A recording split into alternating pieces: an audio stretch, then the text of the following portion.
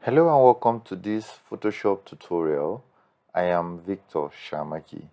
Today we're going to look at how to scale multiple layers together.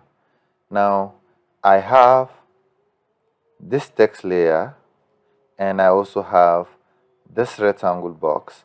Now, you can see that the text layer, this is serving like a kind of frame for the text.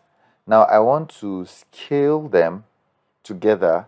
If I want to pick them one by one, then you see that I'll have to do it one by one, and I may not really get the whole uh, thing together. So what you use what we call link layer. So you select shift and select both of them and right click.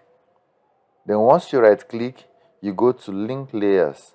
Now as you click on link layers, when you come back, anything you do with one will happen with the rest.